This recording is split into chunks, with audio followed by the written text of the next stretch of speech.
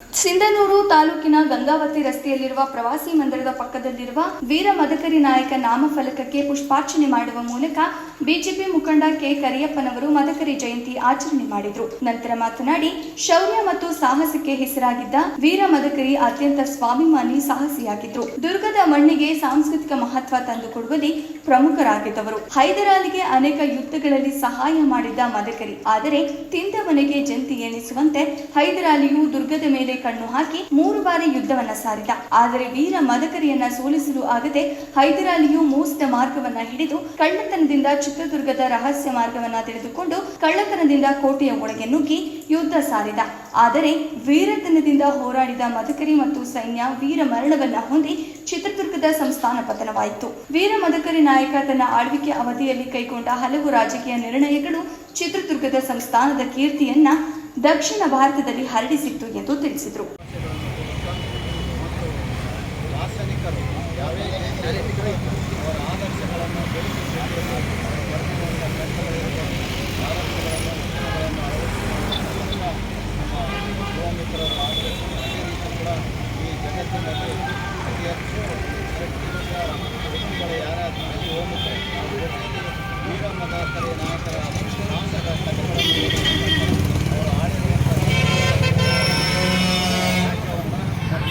ನಾವೆಲ್ಲರೂ ಕೂಡ ಒಳ್ಳೆಯ ರೀತಿಯಿಂದ ಸಹಬಾಳ್ವೆಯನ್ನು ನಡೆಸುವಂಥ ಕೆಲಸ ನಮ್ಮ ಮಾಡಿ ಅಂತ ಆಶಿಸಿ ಮತ್ತೊಮ್ಮೆ ಇವತ್ತು ವೀರ ಮದಕರಿ ನಾಯಕ ಜಯಂತಿಯ ಶುಭಾಶಯಗಳನ್ನು ನಮ್ಮೆಲ್ಲರಿಗೂ.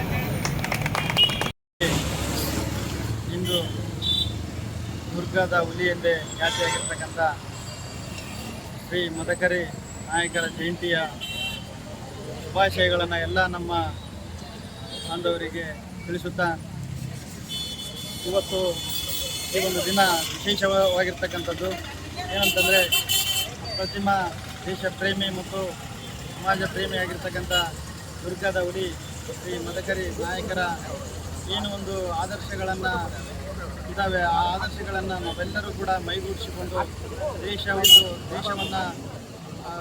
ದೇಶವನ್ನು ಪ್ರೀತಿಸುತ್ತಾ ಮತ್ತು ದೇಶಾಭಿಮಾನವನ್ನು ಗಳಿಸಿಕೊಳ್ಳುವಂಥದ್ದನ್ನು ನಾವೆಲ್ಲರೂ ರೂಢಿಸಿಕೊಂಡು ಇವತ್ತೇನಾದರೂ ಉಳಿಬೇಕಂತಂದರೆ ದೇಶಾಭಿಮಾನ ಬೆಳೆಸಿಕೊಂಡಾಗ ಮಾತ್ರ ಈ ಒಂದು ದೇಶದಲ್ಲಿ ನಾವೆಲ್ಲರೂ ಸುರಕ್ಷಿತವಾಗಿ ಇರಲಿಕ್ಕೆ ಸಾಧ್ಯ ಆಗುತ್ತೆ.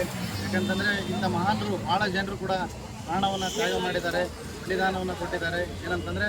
ಯಾಕಂತಂದರೆ ಆ ಒಂದು ಸ್ವಾತಂತ್ರ್ಯ ಆವತ್ತಿನ ದಿನ ಅಷ್ಟು ಕಷ್ಟದಾಗಿತ್ತು. ಕೆಲವೊಂದು ನಾಯಕರು ಶಾಂತಿಯಿಂದ ಪಡಿಬೇಕಂತಂದರೆ ಇನ್ನೂ ಕೆಲವು ನಾಯಕರು ಆ ಒಂದು ಹೋರಾಟದಿಂದ ಪಡೆಯುವ ಲಕ್ಷಣ ಇರೋದರಿಂದ, ಆದ್ದರಿಂದ ಎಲ್ಲ ಇವತ್ತು ದೇಶದಲ್ಲಿ ಇರ್ತಕ್ಕಂಥ ಎಲ್ಲ ಮಹಾನರಲ್ಲಿ ಒಬ್ಬರಾಗಿರ್ತಕ್ಕಂಥ ಶ್ರೀ ಮದಕರಿ ನಾಯಕರ ಜಯಂತಿಯ ಶುಭಾಶಯಗಳನ್ನು ತಮ್ಮೆಲ್ಲರಿಗೂ ತಿಳಿಸುತ್ತಾ ನನಗೆ ಮಾತಾಡಲಿಕ್ಕೆ ಇಲ್ಲಿ ಅವಕಾಶ ಮಾಡಿಕೊಟ್ಟಿರ್ತಕ್ಕಂಥ ತಮ್ಮೆಲ್ಲರಿಗೂ ವಂದಿಸಿ ರಾಜವೀರ ಮದಕರಿ ನಾಯಕರ ಬಗ್ಗೆ ಒಂದು ಹಂಚಿಕೆ ತಿಳಿಸಿದಂಥ ಸಚಿವರಿಗೆ ಧನ್ಯವಾದವನ್ನು ತಿಳಿಸುತ್ತೇವೆ.